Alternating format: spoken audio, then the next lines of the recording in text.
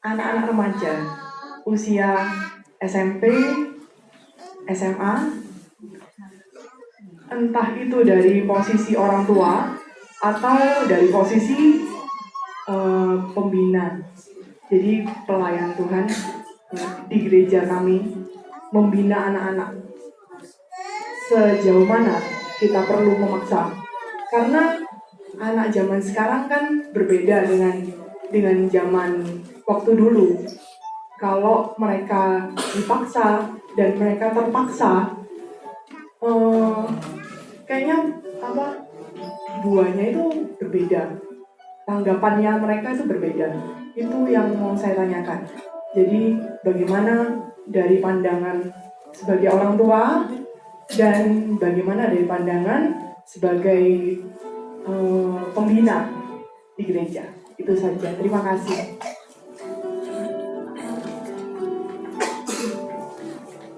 Ya, saya coba menjawab.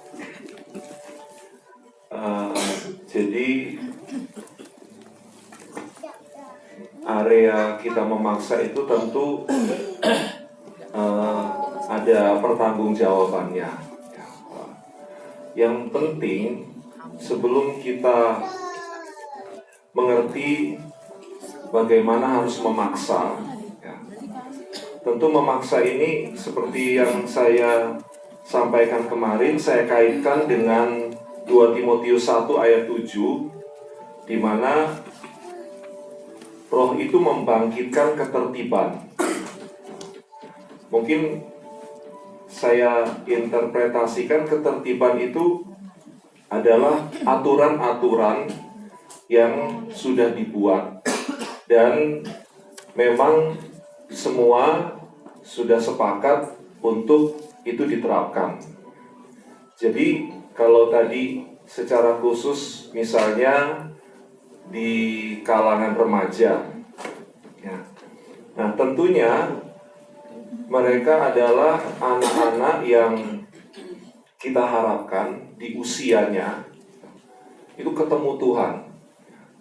Kita ajak mereka mungkin sejak dari sekolah minggu, ajak ibadah, ajak ke gereja dengan rajin, dengan setia. Yang kita harapkan mereka itu mengenal dan ketemu Yesus, merasakan kasih-Nya. Nah, itu yang harus kita pahami, anak-anak itu sampai di situ. Nah, ketika mereka sudah menyadari bahwa Tuhan mereka adalah Yesus, Yesus mengasihi, mati buat mereka jadi juru selamat. Hal yang kedua, memang mereka harus diperkenalkan dengan yang saya maksud tadi, ketertiban. Ya.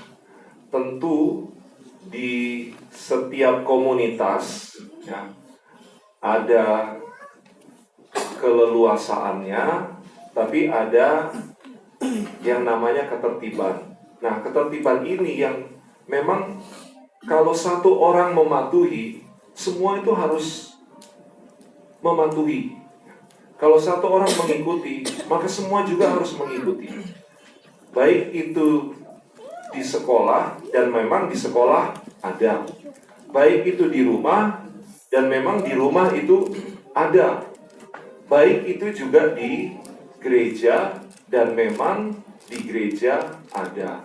Misalnya, kalau mau pelayanan, perlu persiapan. Persiapan itu adalah doa. Persiapan itu adalah latihan. Mungkin sebagai koordinator bisa menanya, apa sudah berdoa? Nanti besok hari Minggu mau pelayanan. Oh belum.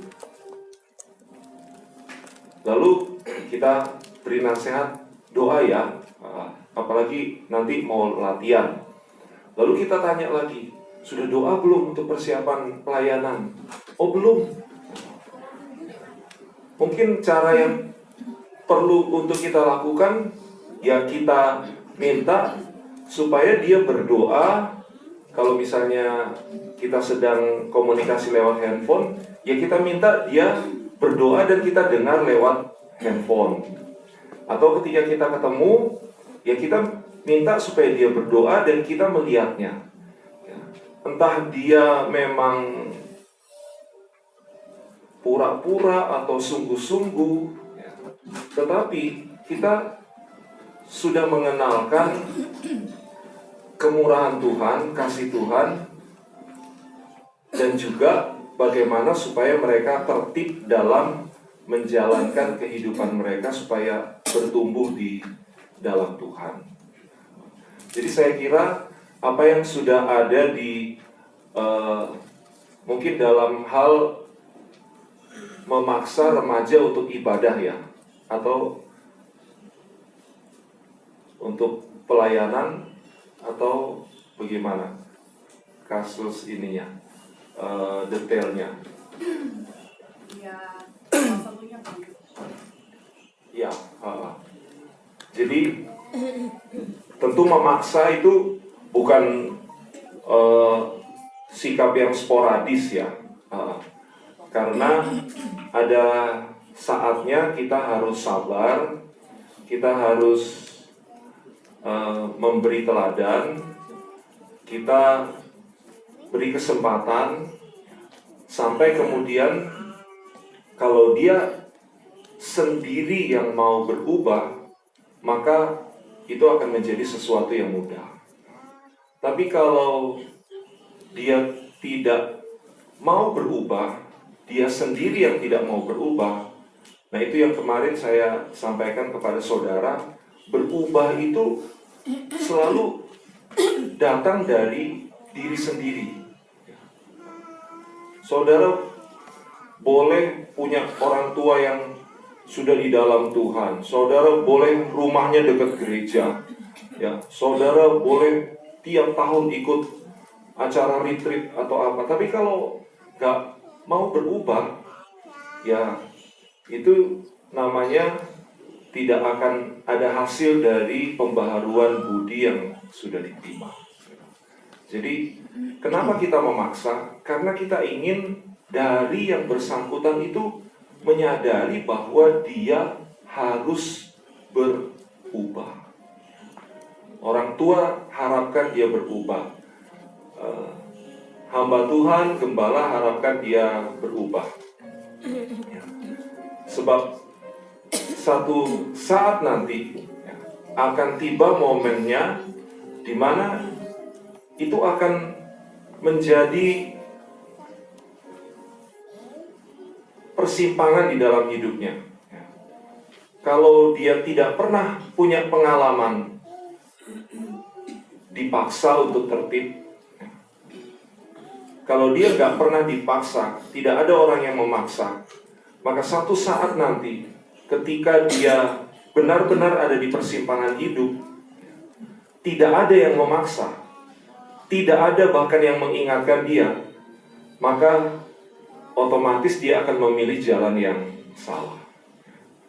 Tapi banyak orang, mungkin pengalaman kita, dulu kita dipaksa oleh orang tua, dipaksa ke gereja.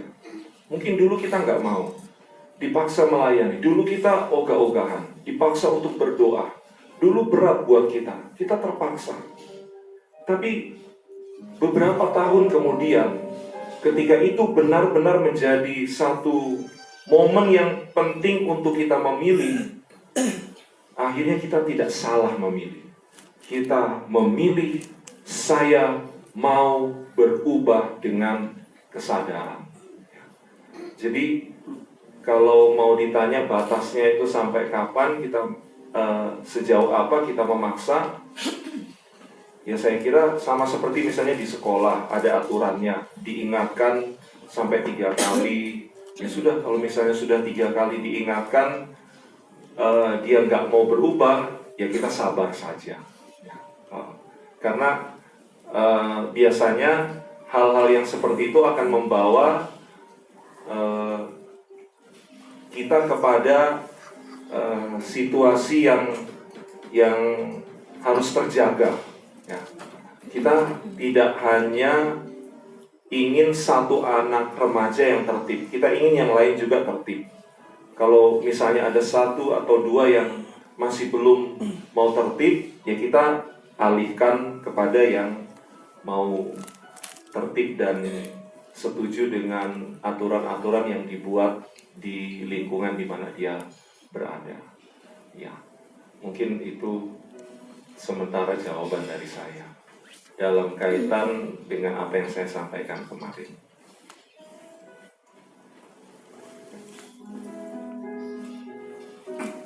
Sudah puas jawabannya? Ya, mungkin ada yang lain lagi? Ya, ini ada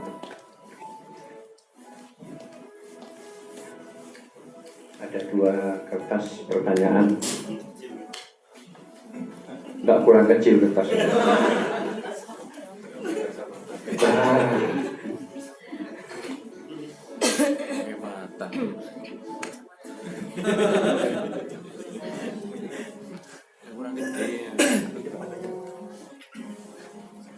Nah ini pertanyaannya, berapa umur Pendeta Willy dan istri tahun ini? Kalau sudah pakai kacamata ini kira-kira umur berapa? 30 masih pantas ya.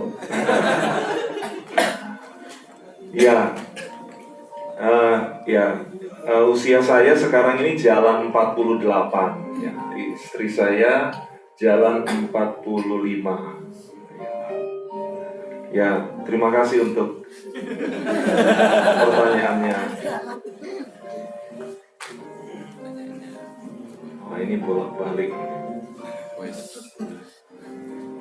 Apakah yang dimaksud sebagai pelayanan itu selalu,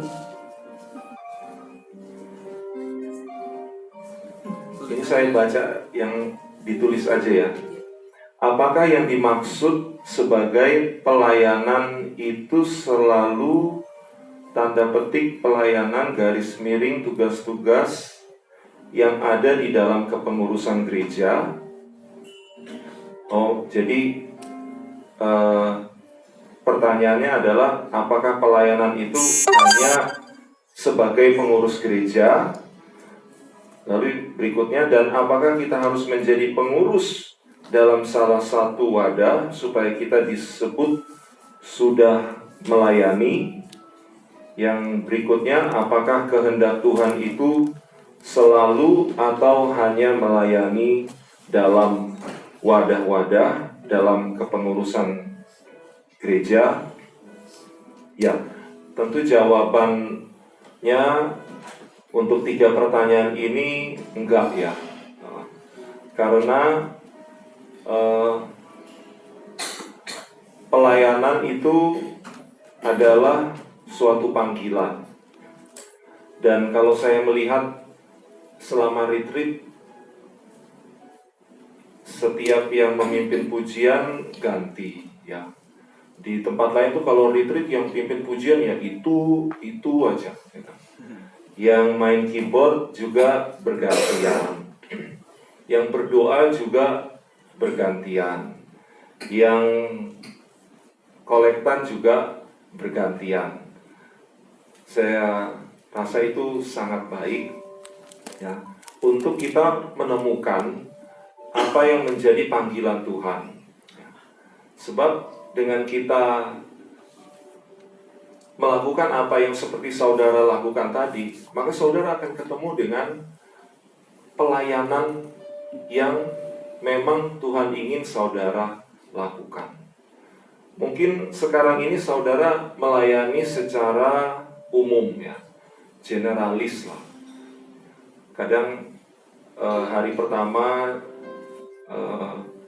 jadi pemimpin pujian, hari kedua tugas lain ya. Apa yang bisa kita perbuat lah ya. Memang gereja itu perlu orang-orang yang pertama mau ya.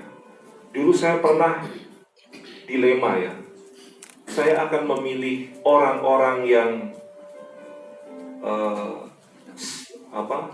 cakap skillnya, atau memilih orang-orang yang skillnya kurang tapi menyediakan diri. Saya kira saya nggak lama waktu itu. Saya lalu memilih orang-orang yang mau. Dan orang-orang yang merasa mempunyai skill ini semua meninggalkan saya. Tetapi saya nggak khawatir, karena apa yang ada di orang-orang yang mau ini, kelebihannya itu jauh daripada apa yang ada pada orang-orang yang memiliki skill. Mereka mau dilatih, mereka mau belajar, dan tidak butuh waktu lama untuk akhirnya mereka menjadi orang-orang yang skill. Sekarang saya ketemu dengan orang-orang yang skill tapi mau. Biasanya orang yang demikian itu disebut punya hati hamba, ketimbang kalau yang punya skill tapi semuanya harus menurut apa yang dia mau, dia inginkan. Nah, jadi kalau kita mau ada di dalam pelayanan Tuhan, bersedia saja dulu, ya. Mau saja. Nanti ada orang-orang yang mengenal saudara, mereka diberi tugas oleh Tuhan untuk mengatur pelayanan, mengatur tugas. Maka sesuai dengan apa kesediaan saudara, maka saudara dapat bertugas untuk Tuhan. Dan disitulah kita harus paham, itulah pelayanan kita kepada Tuhan. Kalau cuma jadi pengurus, itu terlalu sempit, ya. Banyak hal di luar kepengurusan yang bisa kita lakukan. Saya yakin anak-anak, remaja, pemuda, orang-orang sekarang itu berbeda dengan zaman kami dulu. Kalau dulu paling punya talenta itu 2, minim ya 1. Tapi sekarang saya lihat bisa multi talenta, ya. Dan kalau itu bisa dipakai untuk pekerjaan Tuhan dan menyediakan diri, Tuhan akan nyatakan panggilannya. Dari situ saudara bisa melakukan pelayanan untuk pekerjaan Tuhan.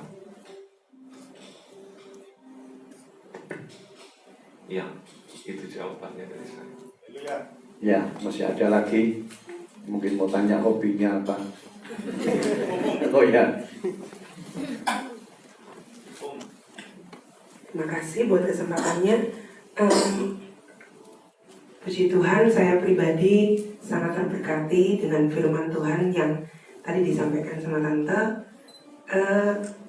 Satu ayat tadi yang disinggung, selama ini saya mikirnya nggak begitu, ternyata beda. Yang Tante tadi bilang, manakah kehendak Allah yang baik, yang berkenan dan yang sempurna.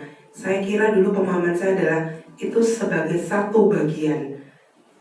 Saya mau konfirmasi apa saya salah nangkepnya. Kalau menurut Tante tadi kan itu ada level-levelnya. Yang baik itu yang paling bawah, yang berkenan, kemudian yang sempurna di paling atas. Apakah demikian, dan mungkin bisa lebih diperjelas buat kita. Terima kasih. Ya, saya coba jawab. Jadi memang dulu saya juga mempunyai pemahaman seperti itu. Jadi dulu pemahaman saya itu seperti satu kesatuan. Tetapi kemudian seiring dengan saya belajar, saya coba cari lagi, saya berusaha mengerti, saya mendapati bahwa itu ternyata dari apa yang saya terima, yang saya pelajari, itu ternyata memang berjenjang. Jadi baik, berkenan kepada Allah, dan yang sempurna.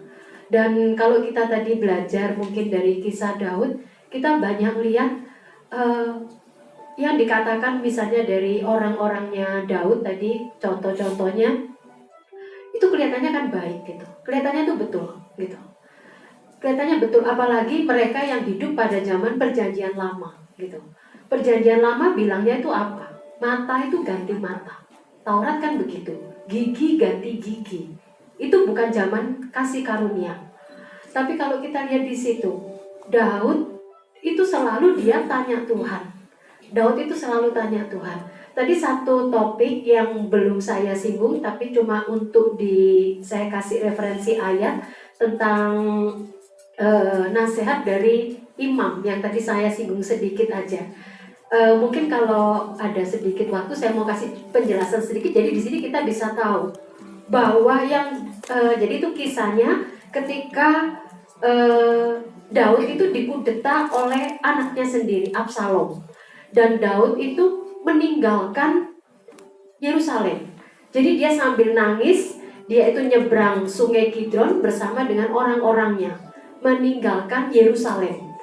Nah, waktu itu salah seorang imam, yaitu Imam Sadok, itu ngasih nasihat kepada Daud. Daud, apakah kamu nggak sekalian bawa tabut Tuhan, ikut bersama-sama dengan kamu? Tapi Daud waktu itu, sekalipun yang memberi nasihat waktu itu adalah imam, dan ini imam di pihak Daud, imam yang baik juga, Daud bilang apa? Enggak. Tabut itu biar tetap ada di sana. Aku akan pergi. Kalau Tuhan mengizinkan aku kembali, jadi kalau dia kembali dan dia tetap jadi raja, aku akan melihat tabut itu. Tapi kalau sekiranya menurut Tuhan itu tidak baik, biarlah, aku mungkin gak akan lihat tabut itu selama-lamanya. Padahal kalau kita tahu di mana-mana tabut itu penting. Zaman itu tabut itu penting. Bahkan kalau zamannya Samuel itu tabut itu sampai dibawa-bawa. Perang pun dibawa supaya bisa menang menurut mereka. Bahkan orang kafir pun kepingin bawa tabut. Sampai tabut itu dirampas, pernah dirampas. Nah, kita perlu tahu zaman itu tentang tabut ini, raja yang lain setelah generasinya Daud itu punya anak Salomo punya anak Rehabeam. Nah, zamannya Rehabeam itu kerajaan pecah menjadi 10 suku dan ada 2 suku. Nah, yang menjadi raja di 2 suku adalah Rehabeam, anaknya Salomo. Yang satu lagi itu adalah Yerobeam. Nah, firman Tuhan ceritakan, Yerobeam ini memang sebetulnya dipilih Tuhan untuk merebut, mencabik kerajaan Israel yang supaya pecah karena Salomo menyembah berhala. Dipecah pada zaman anaknya Salomo ini. Nah, Yerobeam sekalipun dia sebetulnya dalam tanda petik kehendak Allah ya, menggantikan, memecah kerajaan itu. Yerobeam ketika dia jadi raja, dia punya kekhawatiran. Dan dia bilang apa?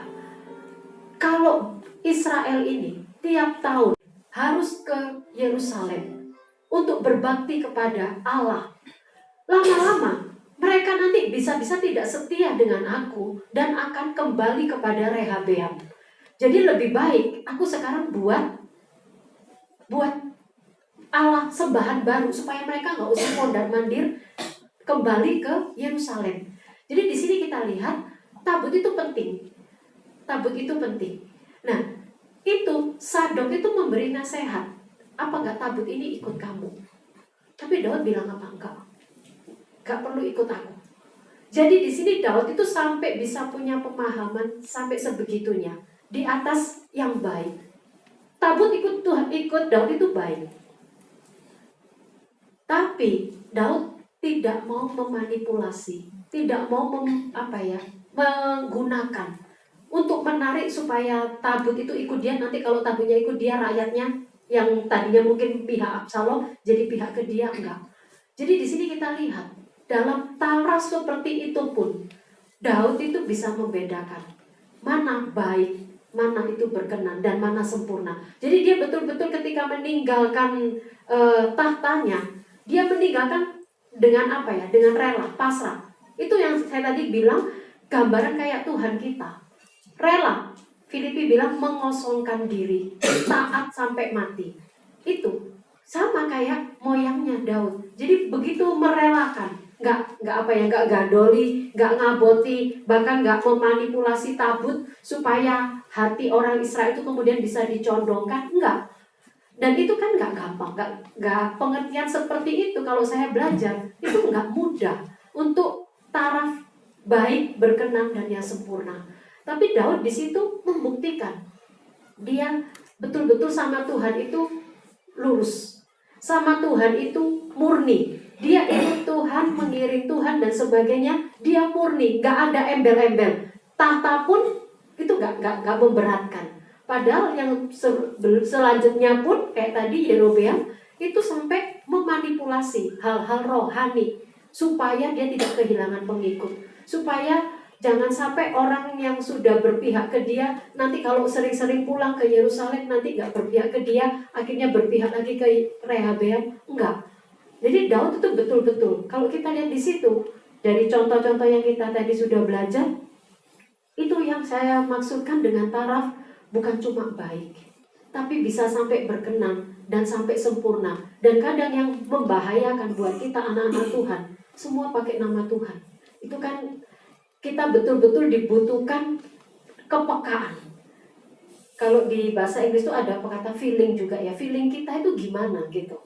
Ngadepi segala sesuatu di depan, feeling kita ini gimana? Bisa nggak gitu? Itu baru bisa apa? Kalau tadi di atas segala sesuatunya yang Mazmur 119 dari firman Allah yang hidup, yang sempurna, nasihat yang sempurna, itu nasihat firman Tuhan. Jadi kalaupun kita terima nasihat apa-apa dari siapa saja, kalau guru saya dulu di sekolah Alkitab selalu bilang apa? Balik ke Alkitab. Bandingkan. Kalau kita hidup zaman sekarang ini tambah sukar ya.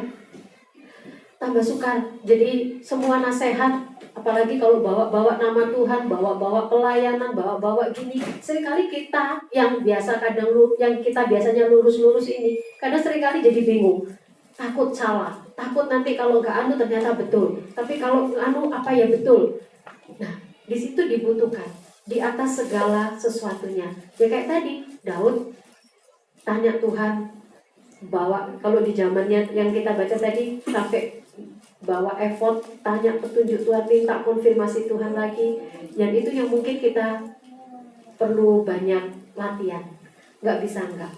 Perlu banyak latihan dengar, oh ternyata oh ya begini. Kita harus banyak mendengar juga. Tapi setiap nasihat apapun dari siapapun, bandingkan dengan firman Tuhan.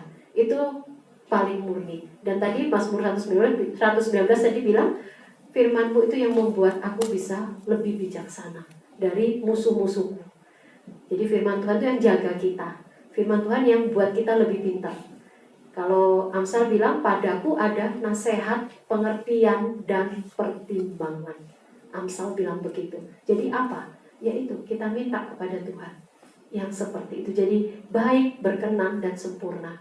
Dan Daud bisa karena apa-apa ya itu tadi compare-nya ke firman Tuhan. Tanya Tuhan. Sekalipun sudah tanya tadi waktu di Kehila, tanya lagi, betul lah Tuhan, betul. Orang-orangnya bilang gini, tanya lagi. Ya kita mungkin harus kayak gitu sama Tuhan, tanya terus. Firman Tuhan bilang jangan merasa pandai. Kalau kita ngerasa pandai, yaitu awal kejatuhan kita. Tanya Tuhan terus, latihan terus. Mungkin itu yang bisa saya sampaikan. Semoga jelas. Ya, ada lagi? Ferdi mau tanya? Enggak, soalnya tadi kayak mau ngantuk, nggak jadi. Ayo, ada lagi? Siapa? Nggak usah malu-malu ya. Kalau memang belum mengerti, ini adalah satu kesempatan yang tidak akan pernah kembali ya. Siapa mau bertanya lagi yuk?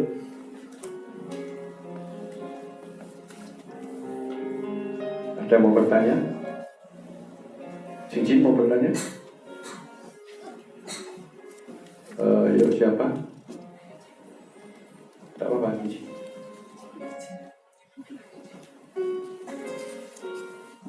Susan mungkin ada pertanyaan? Sudah dijawab, oke. Oh ya, gitu. Ini dipaksa bertanya barangkali. Anda, selamat pagi. Terima kasih atas kesempatan yang sudah diberikan.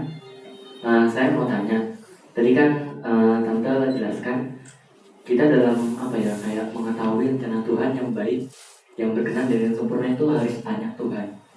Nah, terkadang kan kita juga harus mengerti kepekaan apa yang mau Tuhan sampaikan kepada kita dari apa yang sudah kita tanyakan.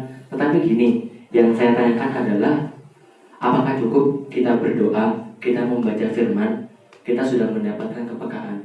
Kalau menurut saya sih, jujur, itu belum cukup. Karena kalau kita membaca firman Tuhan, meskipun itu setiap hari, firman Tuhan itu luas. Terkadang kita juga belum dapat seperti pencerahan seperti itu. Dan kadang-kadang kita juga kalau misalkan berdoa kan juga masih belum dapat.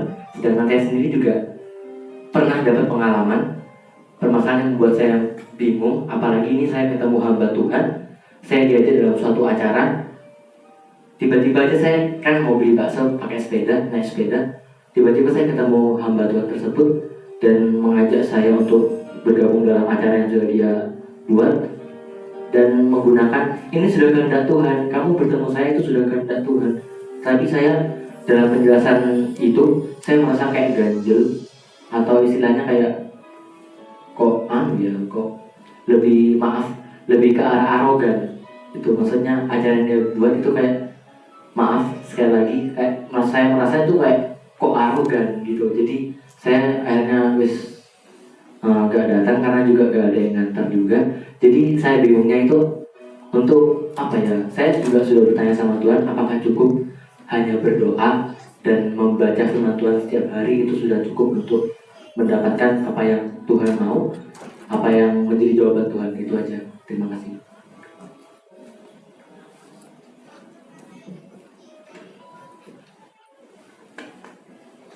Ya, kalau setidak-tidaknya untuk awal saya rasa memang itu yang harus kita lakukan, berdoa dan firman Tuhan.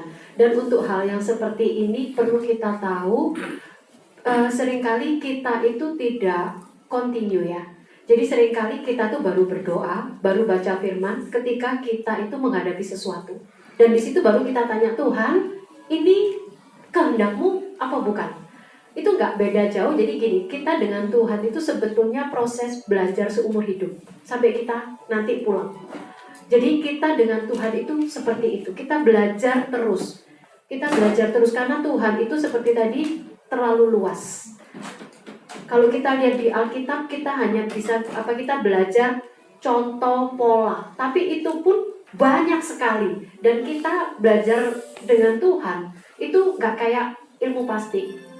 1 ditambah 1 itu 2, enggak. Di Tuhan 5 tambah 2 itu bisa 5.000. Tapi 7 roti itu juga bukan untuk 5.000, untuk 4.000. Jadi begitu dalam. Dan kita tidak bisa jalan dengan Tuhan itu hanya ketika kita menghadapi masalah. Ketika kita menghadapi masalah baru kita berdoa dan tanya Tuhan. Seringkali kita ngerasa bahwa kita nggak dengar apa-apa. Sebetulnya Tuhan itu bicara, tetapi ketika Dia bicara karena kita tidak biasa mendengar, kita tuh nggak familiar dengan suaranya. Contohnya aja kalau kita dengan orang tua kita atau dengan orang yang sering kita ketemu, sering ngobrol, kita itu familiar dengan suaranya. Bahkan kalau saya punya seorang jemaat ya seorang jemaat tapi juga hubungan kami itu dekat. Kita tuh sering ngobrol dan kalau ngobrol itu bisa berjam-jam. Dan ketika kami ngobrol, seringkali juga hal-hal yang dia sampaikan, tapi yang di luar yang dia sampaikan, yang tidak diungkapkan pun, saya itu bisa ngerti. Karena kita ini sering komunikasi. Nah, dengan Tuhan juga seperti itu. Seringkali kita itu tidak bisa mendengar Tuhan, karena kita memang jarang memberikan telinga kepada Tuhan.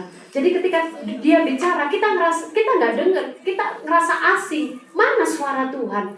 Tapi coba kalau kita continue dengan Tuhan, saya percaya sedikit demi sedikit kita akan mulai kenal jalannya. Sedikit demi sedikit kita akan mulai tahu Tuhan itu arahnya ke sini. Dan itu memang nggak gampang gitu. Dan itu memang nggak mudah.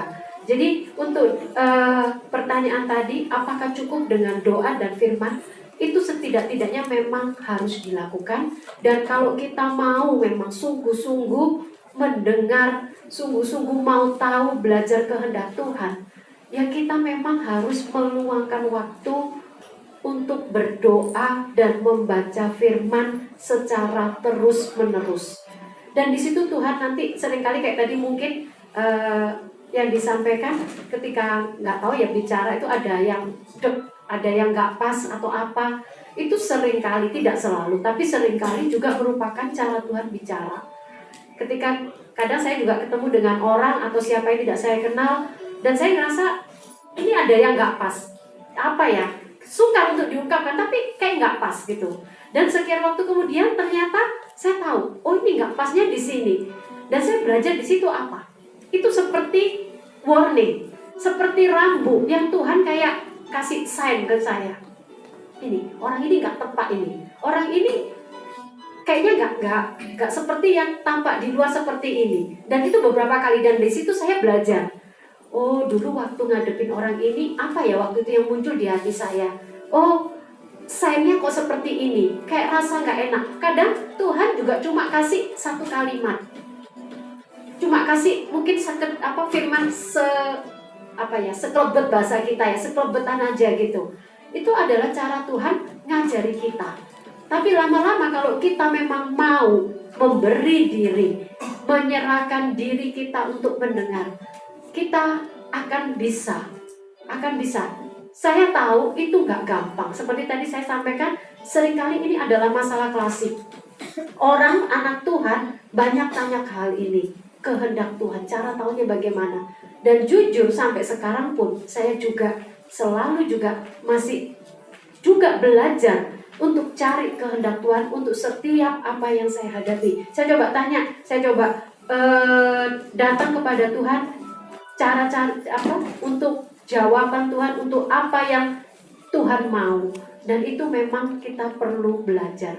Jadi memang stepnya, kalau kita memang mau, yaitu dasar, yaitu tetap berdoa dan baca Alkitab. Dan ini yang harus continue. Jangan baru waktu ada masalah baru cari. Seringkali kita kemudian rasa Tuhan gak jawab, Tuhan gak anu. Padahal coba kalau kita bergaul, kita komunikasi, kita hubungan terus dengan Tuhan, sedikit demi sedikit. Tapi saudara akan lihat nanti, oh ternyata Tuhan itu nuntun, oh Tuhan itu ngarahin. Saudara akan bisa bertemu dengan orang-orang yang tepat, situasi yang tepat. Seperti tadi saya sampaikan, mungkin saudara di sini juga nggak tahu untuk hari-hari spesial, tetapi ternyata ya Tuhan membuat bekerja sama dalam segala perkara untuk kebaikan kita. Mungkin itu yang bisa saya sampaikan.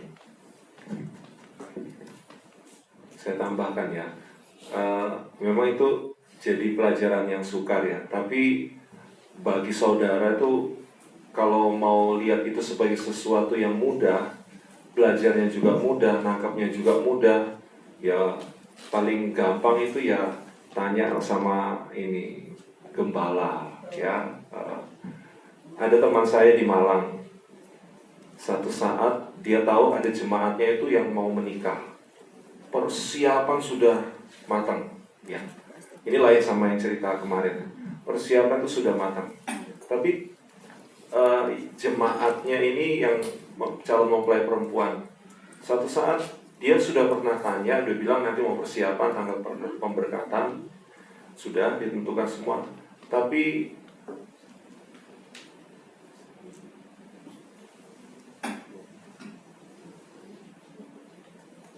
undangan udah sebar ya. Nah kebetulan jemaat ini memang orang yang pengen Tuhan itu bicara sama dia, termasuk dalam hal jodoh. Calonnya ini, tahu-tahu dia buka hati, apa ini memang calon suaminya. Tahu-tahu dia balik lagi ke gembalanya, dia tanya. Karena waktu itu gembalanya lihat ini jemaatnya dibuka hati, ya, dengan terus terang gembalanya ini berkata, jangan diteruskan. Mereka berdoa, akhirnya betul-betul nggak diteruskan. Cancel. Nah, ini ceritanya nih, istri saya tahu. Jadi itu kisahnya begini ya. Jadi ini adalah seorang pemudi yang sebetulnya sudah cukup umur, bahkan lebih dari cukup. Jadi dia beberapa kali menjalin hubungan dengan pria dan gagal. Dan usianya sudah cukup. Beberapa rekan itu menyarankan, udah kalau kamu memang nggak, kan perempuan tuh nggak harus nikah gitu. Temennya tuh bilang begitu. Karena beberapa kali gagal dan nggak baik hasilnya. Jadi dia bilang kan, kamu nggak harus menikah. Perempuan zaman sekarang ini kan banyak yang nggak harus nikah. Tapi dia bilang enggak, aku mau menikah gitu. Jadi perempuan ini, cewek ini dapat pacar itu aja udah sukar gitu. Sampai akhirnya dia ketemu dengan seorang pemuda. Nah, ketemu dengan seorang pemuda. Nah, mereka berhubungan dan sudah semuanya. Undangan sudah dicetak, segala sesuatu sudah lamaran, sudah semua pokoknya. Nah, tetapi ini pemudi, ini adalah pemudi yang betul-betul ingin tahu kehendak Tuhan. Jadi dia waktu itu, dia juga udah datang kepada gembalanya. Nah, satu ketika Tuhan itu bicara lewat gembala. Jadi lewat gembalanya sedang nyetir mobil, tanpa ada apa-apa, pintu mobil itu terbuka. Gitu loh. Terbuka seperti itu, dan gembala ini kayak ada angin besar melanda mobilnya sampai terbuka itu, dan gembala ini saat itu diingatkan dengan si pemudi itu. Jadi malam itu gembala itu langsung telepon si pemudi, bilang, kamu datang ke sini. Akhirnya pemudi itu datang ke sini, dan pemudi ini di depan gembala. Mereka udah cetak undangan, udah siapkan semua, dan bilang, kamu putuskan pacarmu. Jadi waktu itu pemudi ini bilang, bayangkan, saya tuh dapat pacar aja gak gampang gitu loh. Saya ini dapat pacar gak gampang. Ini sekarang dapat pacar, sudah mau nikah, sudah siap semua. Kok gembala tahu-tahu bilang, putuskan pacarmu itu. Dia bukan dari Tuhan. Nuangis. Pemudi ini nuangis semalam-malaman, dan dia hari itu, malam itu dia berdoa. Dan dia berdoa seperti Daud berdoa, delosor, betul-betul delosor di lantai. Dia nangis, dia bilang, Tuhan, aku ini cari pacar aja gak gampang Tuhan. Sekarang gembala tahu-tahu bilang, putuskan pacarmu, karena ini bukan dari Tuhan. Tuhan, aku ini mau nurut, tapi ini berat Tuhan. Dan dia delosor, dan akhirnya dia ketika berdoa, akhirnya dia sampai kepada penyerahan, dan dia bilang gini, Tuhan, kalau memang ini betul-betul suaramu kepada gembalaku, jangan aku yang putuskan Tuhan. Harus si pria ini, calonku ini nanti yang mutusin aku, jangan aku yang mutusin dia. Jadi dia minta tanda, dia delosor di rata dengan tanah di lantai berdoa seperti itu. Dan kemudian gak selang lama, gak salah cuma besok atau pokoknya gak selang lama, tiba-tiba pacarnya ini hubungi dia dan gak bisa. Dan ketika gak bisa dihubungi, pacarnya yang cewek ini balas menghubungi, si cowok ini nyeletuk gitu. Cowok ini nyeletuk, wes buyar aja gitu. Nyeletuk seperti itu. Tapi itu sama cewek ini dipegang. Jadi akhirnya dia bilang, bukan aku yang putusin. Loh enggak, aku tadi cuma main-main, cuma begini. Enggak, kamu tadi yang udah bilang bahwa kamu bilang kita bubar, kita buyar. Akhirnya buyar. Saudara bisa bayangin seperti itu. Ternyata memang betul, bukan dari Tuhan. Dan sekian tahun, ya memang keadaannya nggak gampang ya. Masa berkabung itu cukup lama. Tetapi dari ketaatan, dari seorang gembala ketika Tuhan menyampaikan pesan khusus dan itu diterima.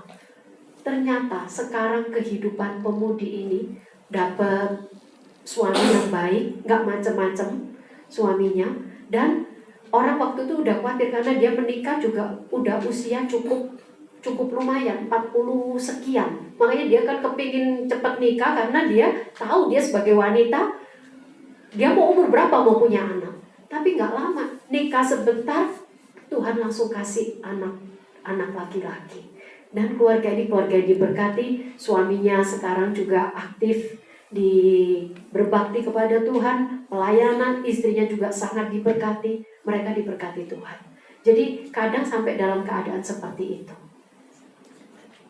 Ya, mungkin itu spesial buat yang cari jodoh. Ya, puji Tuhan. Karena waktunya sudah